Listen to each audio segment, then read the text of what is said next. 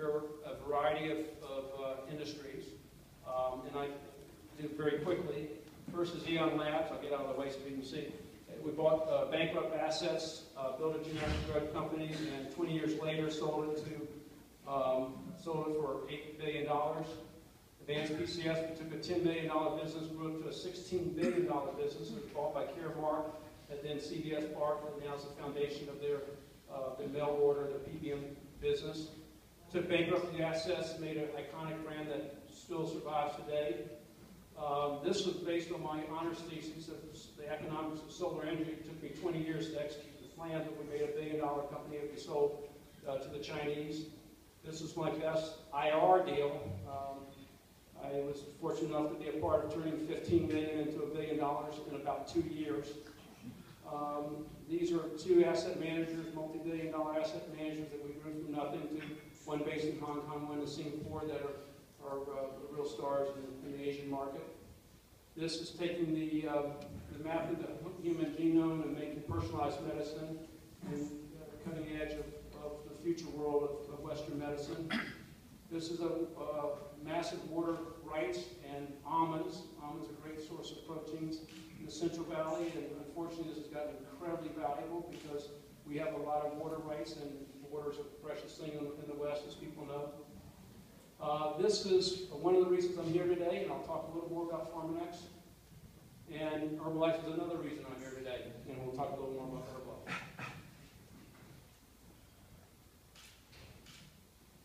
I said 11. I believe that I'll have 12 before I'm done. This is, to me, the most important thing I'm doing. It's the rest of my life. I hope a long life, but it's the rest of my life.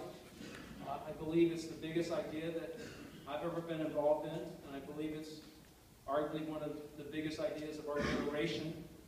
And it's something that, to me, I just love, and I think it's going to be very powerful.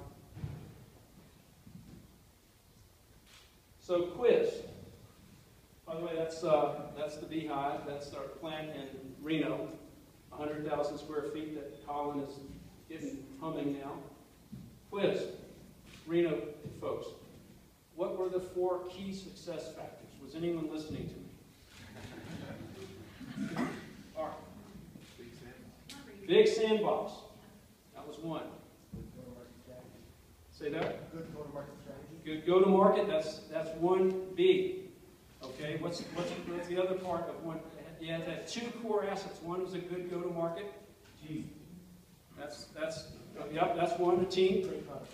Great product. That's the other. That's 1A. There's one missing. Okay. That's part of the unique go-to-market strategy. What about vision? Okay. Mission, vision.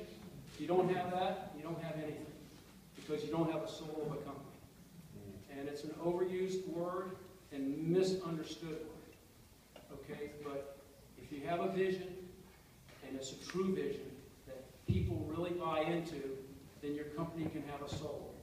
And I think, to me, in my era, I think the one that did the best job of that was Steve Jobs and Apple. There's not another company that had a better soul, and whether they keep it going or not after his death, we'll see in 10 years, but you really have to have a soul to your company. Let's see, where am I? So those are my icons. I decided not to put words up today. I decided to use icons. The basket is the go-to-market. The heart is the good product. The vision is the I. And the sandbox. And then the thing at the bottom, a bunch of, that's David and Jason and their team doing a round the circle with the things going to the sky.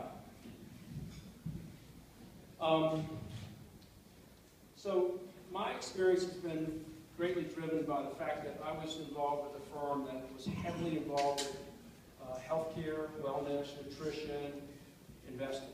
The guy that ran the firm before I took it over actually wrote the cancer bill under Nixon in 1971. A guy named Benno Schmidt was one of my favorite people, died many years ago. And that became the funding for the NIH that created the beginning of the biotech revolution. Okay? And that was probably the most important event for Western medicine. in modern day. He actually got Ted Kennedy to sponsor the bill. Stacey, a good liberal Democrat from Massachusetts. And talk about the odd couple getting Nixon and Kennedy together, but that's how important this was. And what happened from that was the advancement in Western medicine has been unbelievable, absolutely unbelievable. And what we've done is, in terms of moving lives out, is just incredible. But 25 years ago, actively involved with a lot of these things. You know, it was my revelation, a little bit like Chip's revelation 10 years ago with his mother. Were we improving the quality of life? Chronic disease was then and is now at an all-time high. We have new diseases like child diabetes. There was something wrong. Okay, in spite of the best and the brightest, all these people coming out of these research institutions going in and dedicating themselves to Western medicine, something was seriously wrong. And 25 years ago, that's the biggest revelation, one of the biggest revelations I had in my life, in my investing career. So you had all these fancy companies. These are just some of them. Actually, I just noticed this morning that a couple of these are ones we actually started. We started Vertex, Gilead, IDEC as part of IDEC, and a bunch of others that are part of these other companies. They did incredible things. Trillions of dollars have gone into what's happening. But what's wrong? What's wrong with this picture? Well, it's pretty simple. Let's say that circle represents health. Health in the world, or the West, or the U.S., it doesn't matter, it's just health. Okay? About 20% of it is genetics. You're dealt a bad hand. It's really bad. Okay? It's awful. Okay? But it's the smallest problem we have. All the research money has been going into that, fixing those issues, trying to get people that have been dealt a bad hand, or something happens and you try to keep them alive, or you cure them. Incredible what we've done in Western world, but it's a small problem, but that's where we've been focusing. All these folks, plus government, and you got the same going into Japan and Western Europe and other great research places, spending money on stuff that's the small part of the problem. What's on the other? Do anyone know what that other 80% is? Any guesses? Yeah. It's exercise and eating. It's what Chip talked about. It's what goes in our body. Okay, it's the result of lifestyle choices we make. Okay, it starts with what you're feeding your kids, all the way through the time that you die. And that's the most important, that's that 80%. So that was my big revelation. This happened in the early 90s. Okay, and I said, okay, something's wrong. So that led to my first, oh, and by the way, who focuses on that 80%? Great big companies, right? Yeah, they are. What do? Sugar? Yeah. Wonder Bread. Sugar, fats, salt, processed food. That's the franchise. They're doing what they need to do, shareholder value. They make us addictive. They buy more. I understand it. It's capitalism. No issue with that.